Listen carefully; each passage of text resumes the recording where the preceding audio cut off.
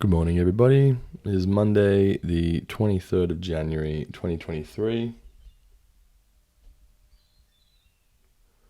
Sorry, I just looked out my window and there's a fucking crow. It's this huge ass crow. They're fascinating birds, hey? I'm gonna make some noise picking this up so I can turn around and look at the crow while I sit here and talk.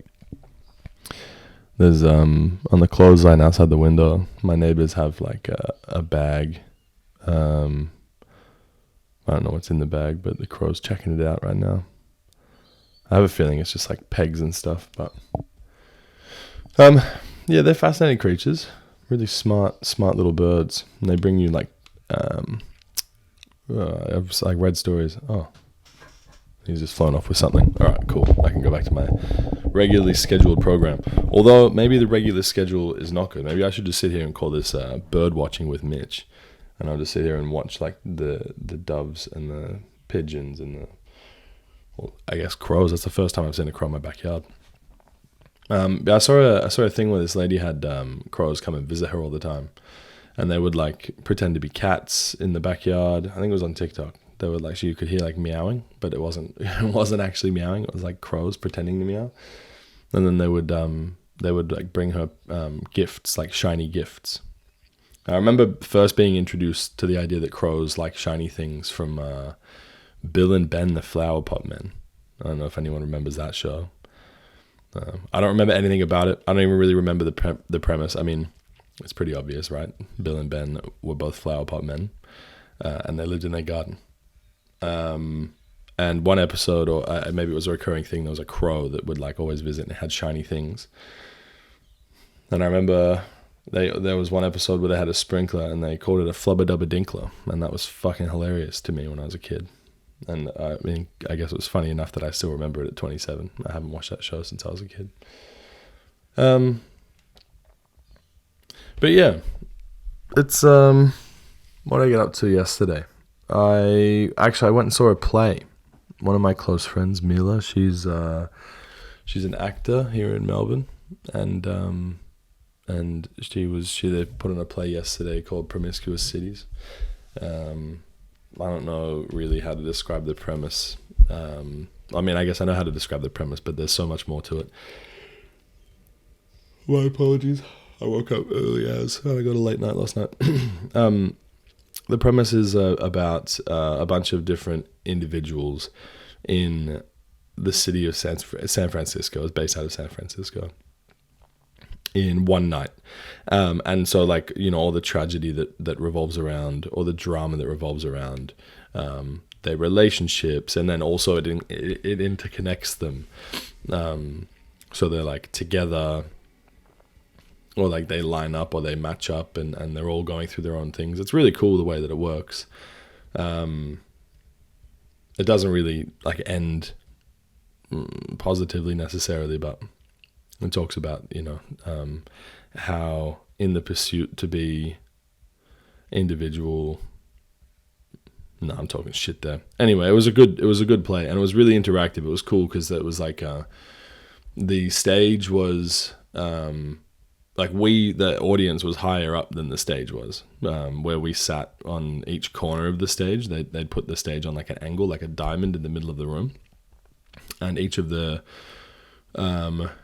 I guess, yeah, like where we would seat, the seating areas were maybe, I don't know, 10 by 3, so maybe 30, maybe 120 people we could have in there at max, right? There was 4 sets of seat. There was 30 seats maybe in each of the rows, in each of the sections, and you were sitting on an angle, so the actors all had to play to the whole crowd across the whole room. Like it wasn't just like it wasn't like a normal setting where you're sort of watching from a stage. They've got stage left and stage right, and then you're sitting and just, you know, adjacent to them watching. You know, it's a different experience no matter where you sit in the room.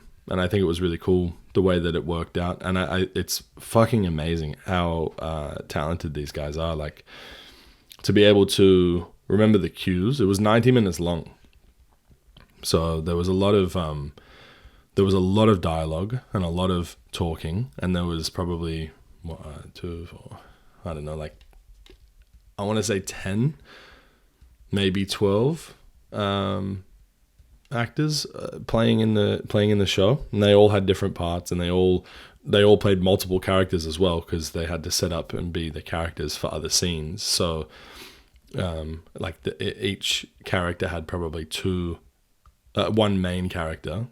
Each actor, sorry, probably had one main character, and then they had a bunch of supporting characters that they played in the scenes of other characters.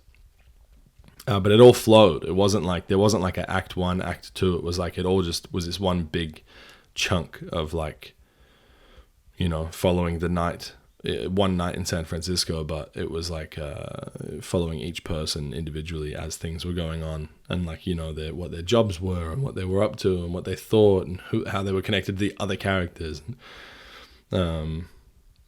It was really cool, and it's always really inspiring going and seeing people, especially like my friend Mila, seeing people do shit that they're passionate about, you know. I can't imagine the amount of time it took to learn the lines, learn the cues, practice the lines, and then on top of that, the choreography, like learning where to be in the room and having the awareness of what's going on, and making, like, because you've got to put on a play, right? You got to leave it all there. You've got 70 minutes, 90 minutes to just leave everything right there. And so if you don't bring your full to the plate, you're the one letting it down. You're the weak link. And so to have 12 actors there who are all very aware of what's happening and all hyper, you know what I mean? I just feel like I'd get in my own head. I feel like I'd be thinking too much about, like you know, parts that I found cringy or something, and then be like, ooh, what are other people saying? What are they doing? But it's no, it's really cool. It's really inspiring. It's like when you go and you see someone who does painting, or like art, or anything. Like, it could be anything. I guess in a way, this, right? Or like an author writes a book, or I think we're drawn as people, like as humans, right? We're drawn to people who are passionate in any capacity. I mean,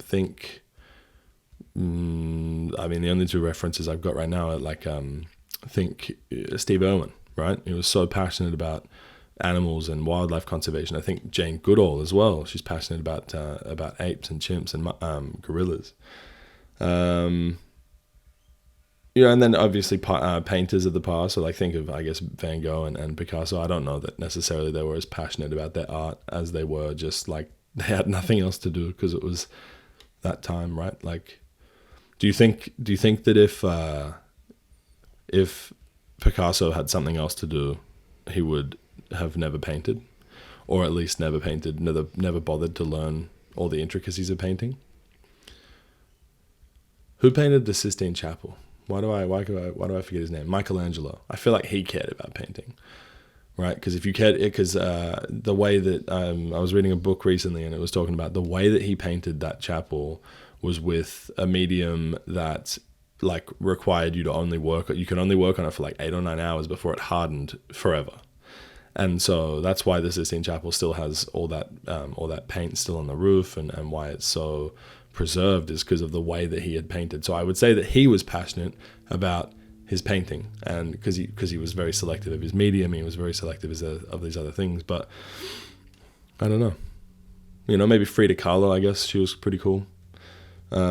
She was passionate, but again, you know, she suffered this tragedy of, like, what was it, like, she got hit by a car. She ended up not being able to walk. If she could walk, would she have ever painted? You know.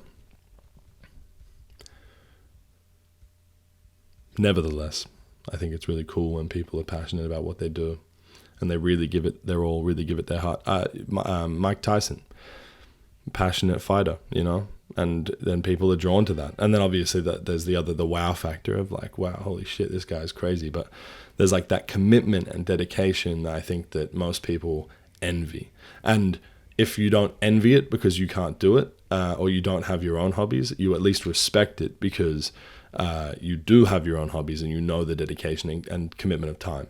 So in any way that you look at it, you're going to be, I mean, I would imagine most people are going to have some sort of either respect or envy I guess respect, is envy a form of respect, right? Like if you're envious of someone else, or jealousy is different, but if you're envious of someone else, I guess that in a way there's an inherent respect there because you have something that someone else wants, right? And if they envy you, it means that they kind of respect you for being there. Maybe respect's too far on the spectrum of words that I could use there, but it's early morning and I can't think of anything else to say.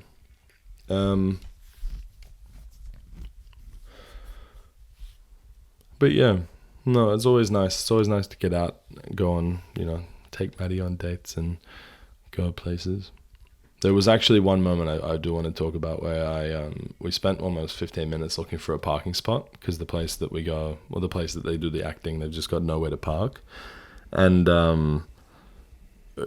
I was getting really frustrated, and I went in, I got Mads to drop me off because the play was just about to start. It was 2:03 or something. And I went in and I said, hey, is there anywhere to park around here? Where do we go? Because I've been trying to park for 15 minutes and I can't find anything. And the lady was like, oh yeah, no worries. Right. So, trying to tell me where these parking spots were. And I was like, and what happens if I can't find a park? If this play's about to start, I don't want to miss any of it. Right. So if this play's about to start, can I get a comped ticket? Can we exchange my time? Can I go to a different time slot? And she's like, yeah, of course. And then I remembered that I can't fucking go to a different time slot. I have to go to one of the 2 p.m. sessions because my fucking cat needs his medicine. And so I was sort of amped up and frustrated, and I put that on her, right? This is I guess the duality of Mitch. I put that energy that I had, that frustration I had, onto her in a way. Now she didn't take it, she wasn't picking it up.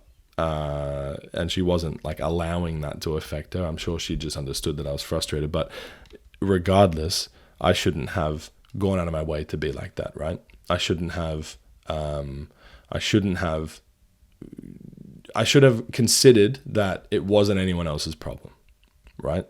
And I guess there was an element of it where I wanted to show up to support my friend, and I didn't want to be that guy that was like, yeah, I'm coming to the play, and then didn't show up. I felt like that would have been, it would have been fine. It would have been understandable. I'm sure that most people, and especially Mila, would have been like, oh, no, it's fine. It is what it is, right? But I was there, I wanted to be there. I wanted to watch the play. And if I missed out on it because on a technicality of there's no fucking parking, I was going to be really angry.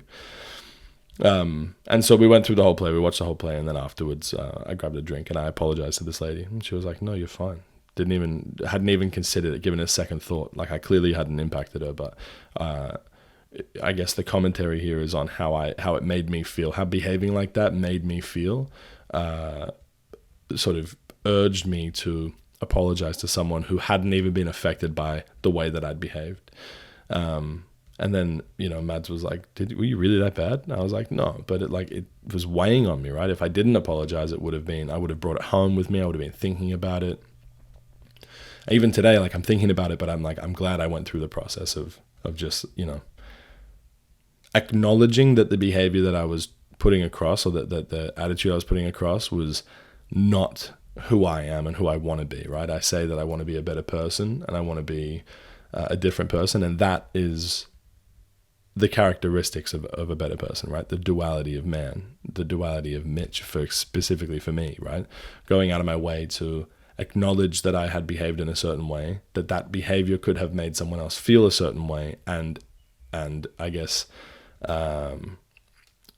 by virtue of hurting someone else, I was really hurting myself. Or by virtue of having that attitude with someone else, I was really just angry at myself. Because I could have left earlier, I could have organized to park somewhere else and got an Uber. It could have been plenty of other options that happened, but it wasn't anyone else's responsibility or anyone else's fault. So yeah, hell yeah, I'm learning. Now I just got to work on doing it before those actions, making sure that behavior doesn't come out until at all, and then obviously everyone's gonna lapse every now and again. What was it I saw on TikTok the other day? In a world where everyone's constipation or diarrhea, it's okay to be a normal piece of shit sometimes. I'm gonna leave you with that.